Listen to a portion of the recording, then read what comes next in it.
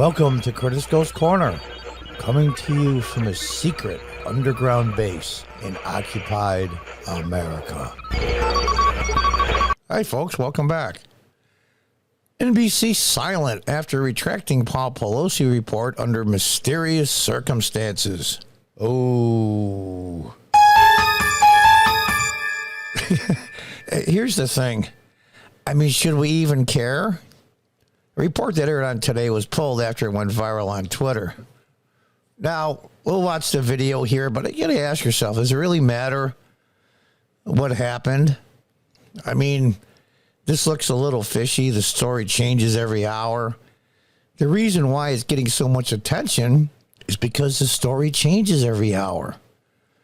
Guy broke in, hit him on the head with a hammer. He's in the hospital. Guy got arrested.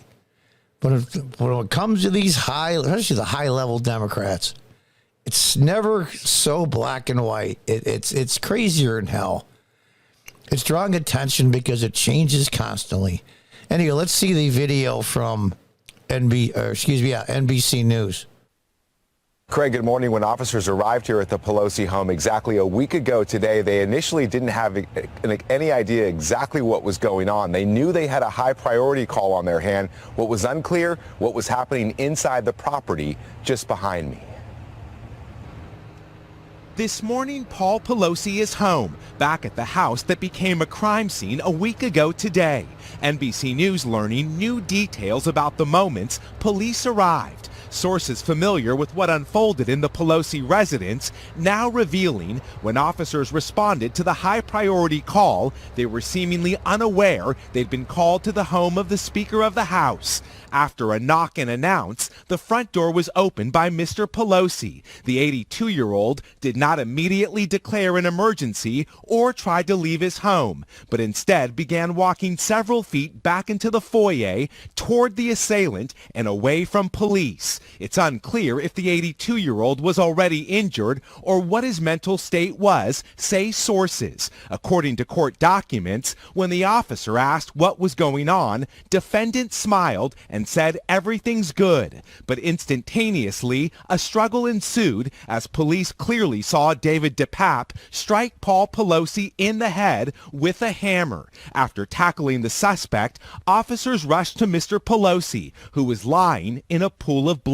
What we do know is he brutally attacked Mr. Pelosi and attempted to kill him. After spending several days in the ICU, Pelosi, who is recovering from a fractured skull and serious injuries to his arm and hand, is now home, where Capitol Police remain on alert. Investigators have previously said Pelosi did not know DePape when the 42-year-old broke into his home.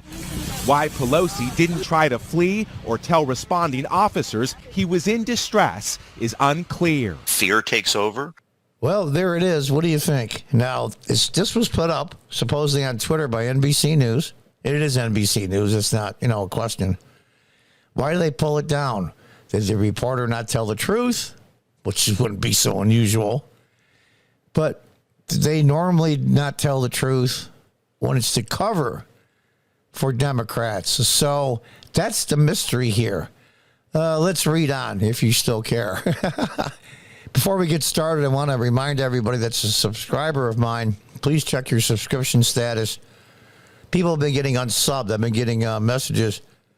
And also your notification bell. Please put it on all notification. That way you see all the videos and you don't miss a one. And those of you that are new, that aren't subscribers, please consider subscribing. If you think my content is worth subscribing to, I would really appreciate it. NBC caused a firestorm on social media after it retracted its explosive reporting of last week's attack of Paul Pelosi. On Friday's installment of Today, the Today Show of all things, right? On Friday's installment of Today, NBC national correspondent Miguel Almangar, I believe it's pronounced, went viral for stunning revelation that apparently transpired. You saw in the video what he said. It's unclear if the 82-year-old was already injured or what his mental state was, say sources. The guy got a DUI, a month ago or so. Now this, according to, this is like the housewives of San Francisco. This time it's the house husbands of San Francisco. According to court documents, when the officer arrest was going on, defendant smiled and said everything's good. But instantaneously, a struggle ensued as police clearly saw David DePop strike Paul Pelosi in the head with a hammer. After tackling the suspect, officers rushed to Mr. Pelosi, who was lying in a pool of blood. Now, let's see if I get this right now. There was nothing going on until the officers showed up, and that's when the supposed burglar wanted to hit Paul Pelosi over the head with a hammer. Now, all the reports said they were both had a hold of the hammer, fighting over it. Almaguer concluded his report by telling Today co-host Craig Melvin, we still don't know exactly what unfolded between Mr. Pelosi and the suspect. For 30 minutes, they were alone inside that house before police arrived. Officials who are investigating this matter could not go any further details about these new details. The report made the rounds on Twitter with critics saying the revelations raised more questions than answers. Yeah. Can't you just get a story and stick to it? What's with these high-level Democrats? They can never do it. Of course, they don't tell the truth, and then when other things come out, they try to cover, and that makes it worse. However, not long after it was shared online, NBC removed the report from its website and on social media. So it wasn't just on Twitter. Things they make you go, is the latest in the cold Civil War, according to Bill Maher. You know, Bill, he used to be a funny guy. NBC News issued an editor's note on the website reading, this piece has been removed from publication because it did not meet NBC News reporting standards. Since when does NBC ever... Oh, I'm sorry. I know what they mean by standards. It doesn't rag Republicans or President Trump. Oh, those standards. It's unclear what specifically from Almaguer's report did not meet the network's quote-unquote reporting standards. NBC News did not immediately respond to Fox News' request for a comment. Paul Pelosi was released from the house, but I'm glad he's okay. I mean, honestly. Nearly 1 week after the shocking attack at his house, the air went up emergency surgery on a fractured skull. The guy was charged with multiple crimes, including attempted homicide, assault with a deadly weapon, burglary, and elder abuse. Now, I don't know why he's being charged federally. Just because you're a husband of the speaker does not make it a federal charge. And I love this part.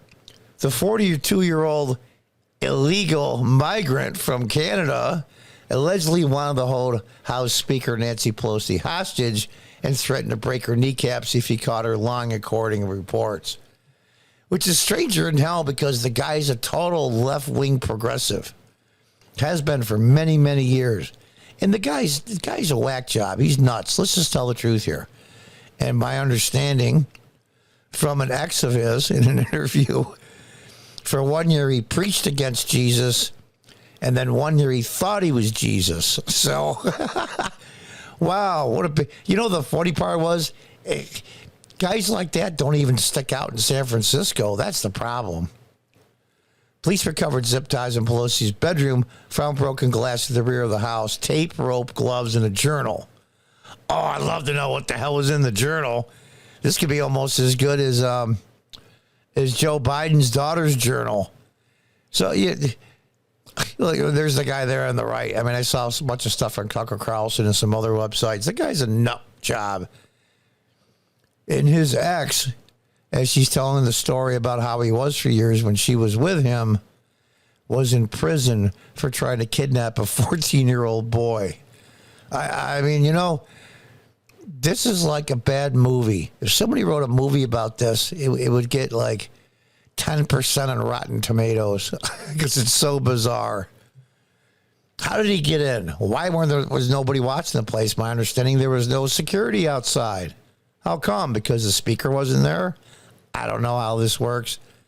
And, you know, I really don't give a damn.